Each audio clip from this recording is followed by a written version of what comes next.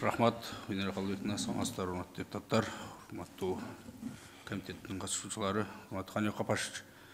Мына сизди биз көп жылдан бери ушул саясаттын жордонунда жүргөн адам катары билебиз, тааныйбыз, сыйлайбыз. Бирок ошол эле мезгилде бул саясат менен билим берүү системасы бул эки башка система. Анткени азыр Элнур Рахимовичтан туура замечание кылды. Сиз азыр депутат эмессиз, сиз министрликке кетип атасыз, азыраак жооп бериңиз деп.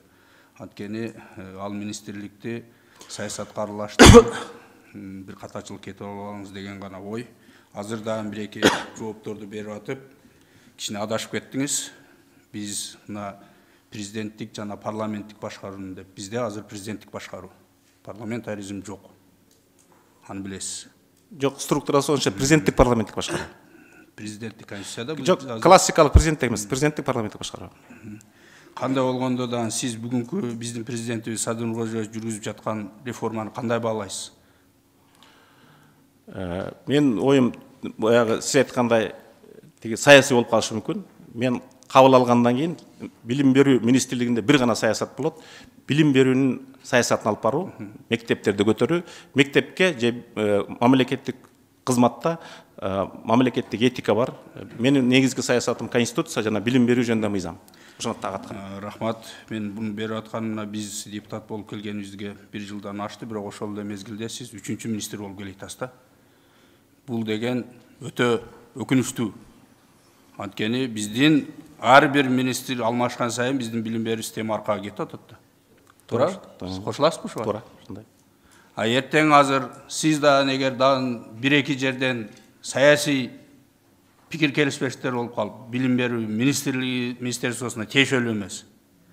Башында сиз айткандай бул өкмөт мен биринчи келип атканда айттым эле туңгуй калып барат, Афганистан болот деп. Ошондой болот экен, мен кеттим деп кетип калсаңыз, дагы алсырап калбайбы билим берүү министри? Бизде чоң масштабтуу маселе турганын, жоопкерчиликти эки эсе чоң, бөлөк министрликтерде кемчиликкеси билинбей калышы мүмкүн, бирок менин да саясий оппоненттерим чоң, ошон үчүн баарын түшүнөбүз. Сиз айтканга мен кошулам, жоопкерчилик бөлөк министрликтерге караганда меники эки эсе чоң, себеби бул чоң сыноо мен үчүн. Менин тагдырым үчүн дагы, Кыргызстан тагдыры үчүн. Эң туура мына жооп бердиңиз да, мен ушуну суроо берейин деп аттым эле. Анткени эгер сиз да бул министрликти эптей албай кетсеңиз, буга чейинки сиздин депутаттык ишмердүүлүгүңүздүн бардыгы убактылуу популизм экенин көрсөтүп коет. Мынакей ошончо айтып жүрдү, сиздин билим берүү боюнча көтөргөн мыйзамдарыңыздын баарыны биз билебиз. Мына Манастануу, мектепке киргизиш керек дегендериңизден бери. Эгер алар эми ишке ашпай калса, элдин баары айтып чыгат. Вот мынакей көрсө, жөн эле сүйлөй берет турбайбы, жумушка келгенде эч кандай алып кетиш кыйын экен, ала албайт экен деп. Ошондуктан мен сизге ийгилик гана каалайм. Рахмат, Айбек Туратович. Иштериңизде ийгиликтер болсун. Анан акыркы мына сиз айтып кеттиңиз, жанакы идеяңыз туура, жардамчыңыз барып эми биздин карыздарды кечүү боюнча иш алып барган өтө жакшы. Бирок 3 жылда мындай жемишин берет дедиңиз да. А эгер сиздин мөөнөтүңүз 3 жылга жетпей калса кандай болот? Ал дальше уланып кетеби, кете турган системабы же башка кийинки келген бизде өнөкөт болуп калды да, Кане Капашев. Кечирип коебуз. Баякы мурунку кеткенди кийинки келгени только мага чейин ушундай болгон экен деген сөздөр бизде модага айланып калды да. Биз ошону токтотсок, ошол бул эгер чындыгында бул сиздин эле идеяңыз, бирок элге жага турган идея болсо киргизсек. Анткени бул да азыр убагында сиздин кол кабышыңыз менен болуп калып, эртең кийинки келген токтотуп коюп, бир мындай карама каршылыктар болуп калбасын. Бизде мына сиздин эле министрликте башкаларды деле көбүнчө эң алдына кетпей аткан реформалардын негизги себеби бизде ошол эле маселе. Кийинки келгени мурдакысыны буну туура эмес кылыптыр. Ал жакшы идея болсо да, кийинки жеке адамга жакпаса четке калып койгон маселелерди көрүп жатабыз да биз. Сизде андай болбойбу? Айбек Туратович, мен мурда кеткен министрлердин бирөөсү жөнүндө жаман айтпайм, аппаратка да ошентип айттым. Жакшы салттарын улантабыз. Ар биринин өзүнүн эмгеги бар. Сиз айткан маселе боюнча ал комиссия премьер-министрдин астында түзүлөт. Төрагасы биринчи вице-премьер болот. Менин орун басарым ошону түз өкүл алып барат. Биз система түзгөнгө аракет кылабыз. 3 жыл деген бул ар бир өлкө менен сүйлөшүп чыгыш керек да. Бул чоң дипломатия, бир эмес 10-20 жолу чогулуш керек. Анан ошо Кыргызстанды колдогон өзүнчө өлкөлөрдүн тобу пайда болуш керек. Өтө Кыргызстанда бир мыйзам өзү өткөнчө 3 жыл өтөт.